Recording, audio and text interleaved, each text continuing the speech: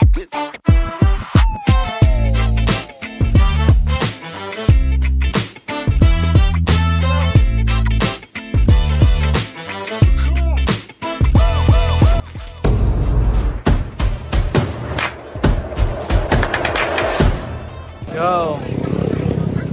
pahinga muna kami. Bale, magsa-site visit kami sa Sorsogon. Visitahin namin yung pagtatrabahoan namin kasi sisimula na kami. Bale, kumain muna kami dito. Pahinga. Sama ko ulit si Bunge na kumain lang ng egg lang yung ulam. Ito kami kumain. Bulalo. Kasama namin si Ada. Bale, papahinga lang kami tapos diretso na kami doon. Medyo mga isang oras may kalahati pa yung biyahe. I-visit namin yung Yosiano Mall sa Sorsogon. Bale, pinapasimulan na kasi namin. Bale, sumama ako. Nasa Pasakaw kasi ako. Sumama lang ako bago ako pumunta ng Pasakaw. Kasi ando naman si Utol sa Pasakaw. Kaya kasama naman ako sa kanila. Para alam ko na yung gagawin doon. Baka kasi ako yung destino doon sa Sorsogon. Yun, update ko na lang kayo pag nakarating na kami. Sama ko ulit ang aking magandang asawa. Sis! Ito lang ang aming sasakyan. Yan. Dito kami sa labas daw po para mahangin.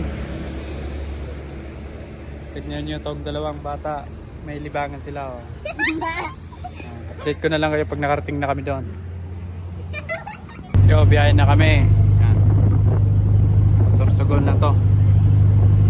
Way na Sorsogon. Dito na ako sumakay sa likod para masarap yung hangin.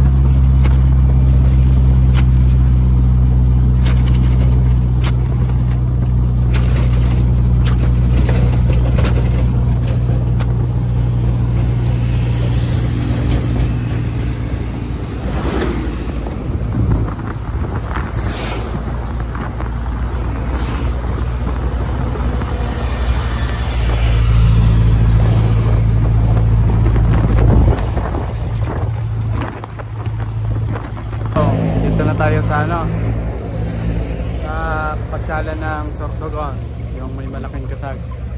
Ayan. Pahinga ng mga driver or mga biyahera.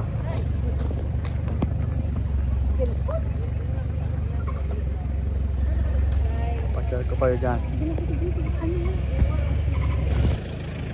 Yung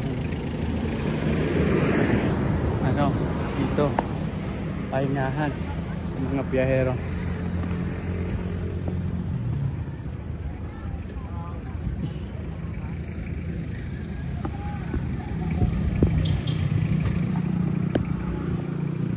Si mama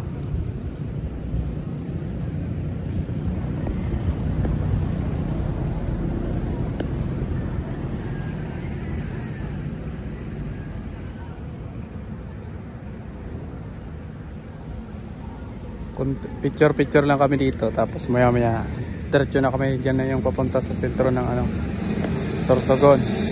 Punta na dyan mga na lang 30 minutes or 15 or ganyan. Picture lang sila, mga kasama natin, isang pamilya lang kami. Para sumama na sila para makapag joyride.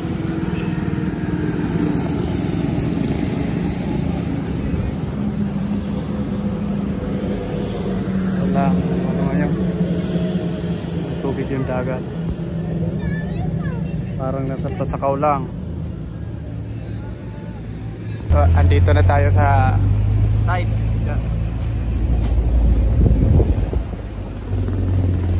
Okay, din yun. Yan na yun.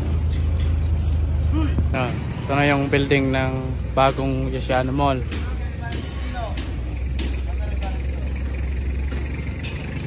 Yan. Nakatatlong palapag pa lang. May pang-apat pa yan. Diretso mo naman!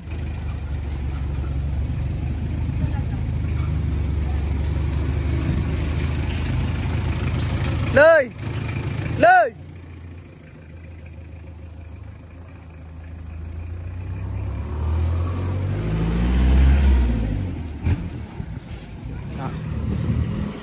Dito kami magkikisame. Lahat ng mga finishing. Try natin pasokin yung ground floor. Kung pwede na magsimula.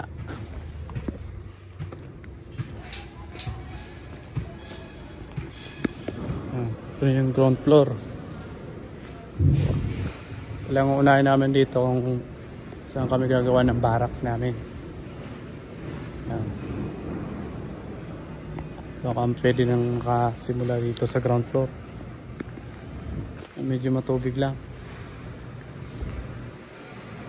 Kaso wala pong mga ducting. Kailangan mauna sa amin yung mga ducting yung sa aircon. Para alam namin yung kung saan kami kakapit ng hanger. Kasi kung nauna kami tas may ducting palang tatamaan, maaabala yung hanger namin. Tatanggalin nila yon. Doble trabaho na naman.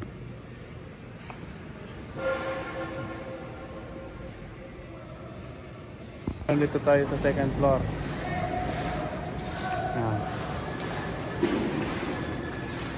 Dito halos pwede na dito.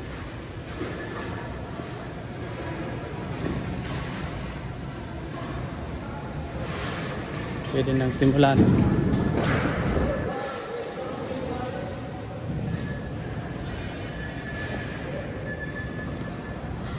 Ano bagong ano na naman to, bakbakan.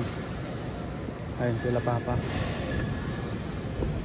Tignan namin yung pwede nang simulan dito.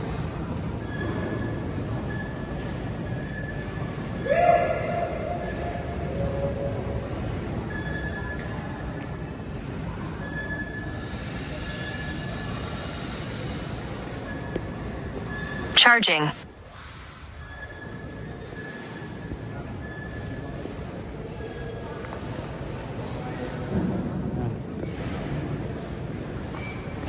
Oh. Si architect. Malawak rin to. Malawak rin yung babakpakan namin ng kisame. Medyo malayo na naman kami sa pamilya. Stayin kami rito.